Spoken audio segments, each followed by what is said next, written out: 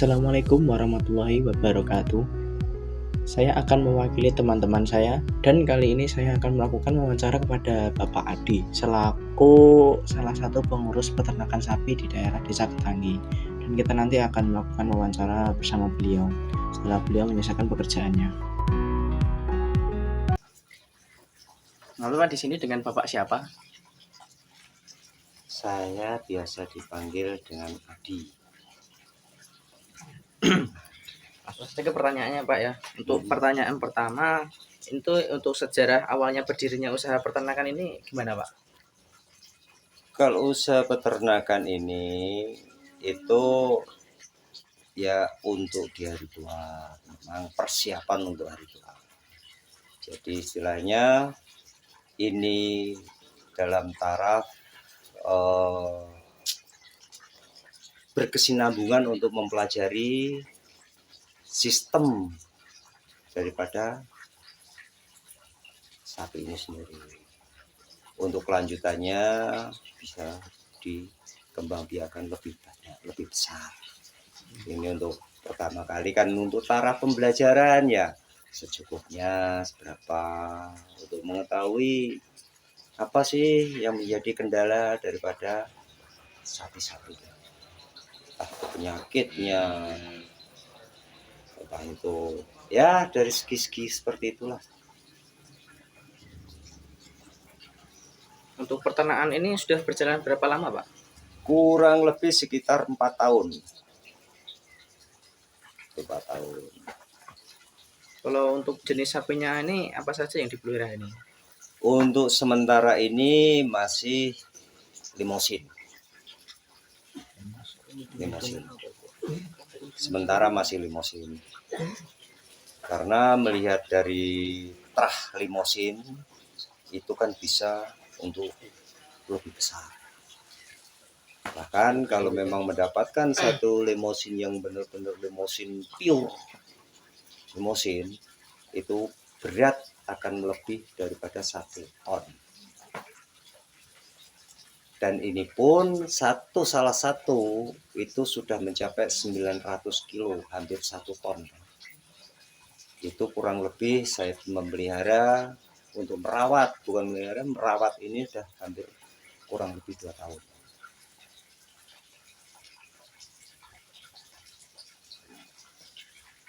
Tentu ini bagaimana proses produksi yang dilakukan dalam peternakan ini Pak? Untuk produksi kita sistemnya itu kan penggemukan. Jadi kita mencari bibit dari kecil, kita gemukan menjadi besar. Setelah menjadi besar, perlu istilahnya kita akan remajakan lagi, akan kita jual jadi diganti lebih kecil. Ya, kecil. Dalam bisnis ini seperti itu. Kalau untuk jenis pakannya ini yang diberikan untuk ternaknya apa saja Pak? Pakan berbagai macam. Satu ada Nutrifit, terus kedua kalinya ada pelet, ketiga kalinya kita tidak lupa memberikan ampas singkong. Terus tidak akan lupa dengan yang namanya hijauan atau rumput. Rumput ini kita menggunakan 2 jenis. Satu yang namanya pacong, satu lagi namanya kolonjono. Kolonjono, kenapa kolonjono sama pacong? Karena kolonjono sama pacong masih banyak mengandung air. Di situ.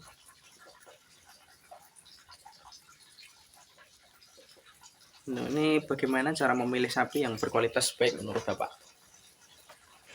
Sapi untuk berkualitas yang baik, satu kita akan melihat dari pejantannya atau bibit. Satu. Kedua kali kita akan melihat secara fisik. Nah, dengan fisik itu bermacam-macam orang yang punya pendapat. Menurut kita ini bagus, menurut orang lain ini nggak bagus. Jadi istilahnya tinggal kita fokus dengan kepercayaan kita. Tidak lupa kita juga harus mencari rekomendasi dari mereka-mereka. Mana yang bagus apa sih?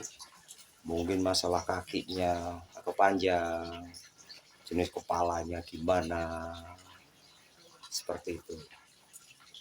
Tapi tidak akan lupa yang terutama dari pejantannya. Gitu, Mas. Berapa kisaran harga bakalan atau bibit sapi yang akan Bapak beli untuk digemukkan? Tergantung. Semua akan tergantung. Dengan bibit yang bagus pasti akan mahal. Dengan bibit yang standar juga kan standar. Nanti hasilnya kan juga standar kalau kita bibit standar. Kalau kita punya bibit yang bagus akan hasilnya kan juga bagus. Itu tidak lupa dengan apa? Makanan pokoknya. Jadi tidak bisa kita menyetandarkan, oh umpama bibit yang standar kita akan menghasilkan yang bagus hasilnya, enggak akan bisa. Jadi semuanya akan tergantung dari jenis sapi, juga dari harga bibitnya. Untuk anunya ini berapa lama sistem panen atau pemeliharaan sapi hingga dapat dijual di pasaran pada peternakan ini? Untuk penjualan sebenarnya Mas, untuk penjualan itu sebenarnya tergantung dari kita. Kita mau istilahnya bobot berat sapi ini kok udah 700 kilo. Kita mau jual, kita jual. Kok kita menginginkan berat sapi ini biar benar-benar berat yang up, kita akan berbesar. Kalau menurut standar yang kita ikuti, bisnis yang akan kita ikuti, itu kita harus punya target. Nah, target ini juga akan tergantung, akan mempengaruhi dengan harga. Salah satu contoh, kita punya target 6 bulan.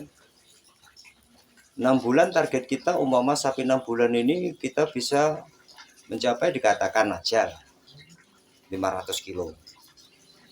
Kita akan jual. Dengan perhitungan 500 kilo kita kan udah untung. Tapi ternyata setelah 6 bulan ini belum mencapai 500 kilo.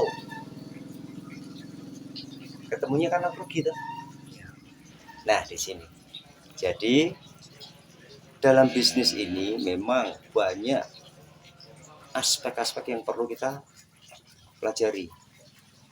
Dari segi makanan itu harus bagus, gimana untuk top up supaya piaraan kita bisa mencapai apa yang kita inginkan.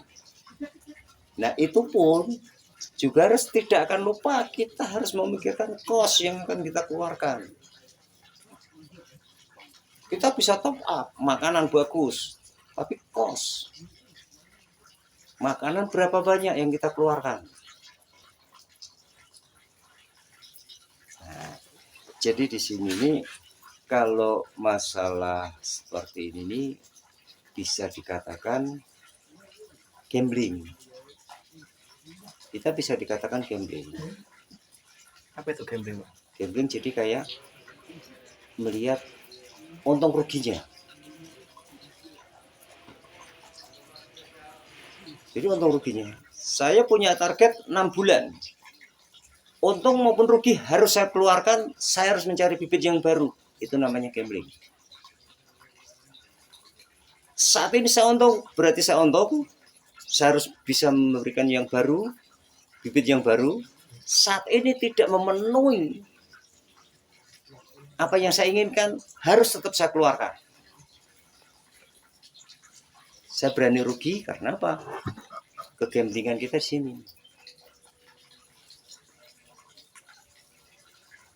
Jangan sampai, wah ini belum sesuai, ini belum mencapai segini. Kita tambah waktu. Nggak akan bisa. Karena apa? Sampai tambah waktu, kos harus keluar lagi. Ya kan? Iya. Sampai hari ini tidak memenuhi syarat, sampai kok rugi. Hari ini rugi. Tapi sampai tambah waktu, sampai udah mengeluarkan biaya lagi untuk perawatan, iya kalau memang dalam 1 bulan 2 bulan ke depan bisa memenuhi keinginan sampean. Kalau tidak, kerugian double. Mendingan rugi sekali perhitungannya sedikit daripada rugi double yang ini sudah sedikit ditambah pengeluaran lagi. Ya kan? Disinilah letaknya. Berani. Kalau kita sudah berani berusaha, ya kita harus berani menanggung. Karena kita sudah punya target.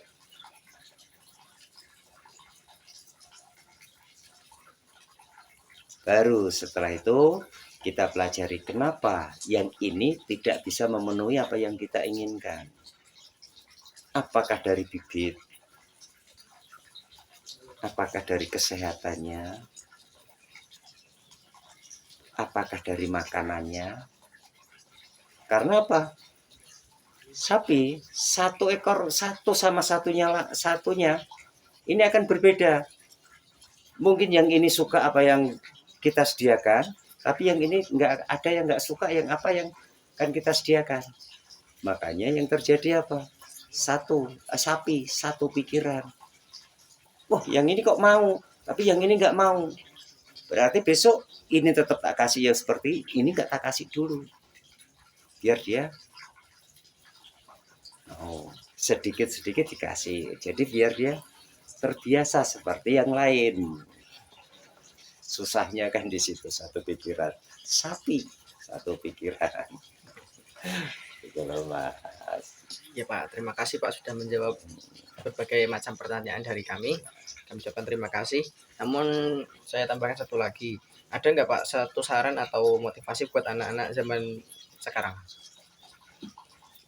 Kalau satu saran, Mas, ini tidak mengurangi rasa hormat dan rasa sayang terhadap anak-anak ya.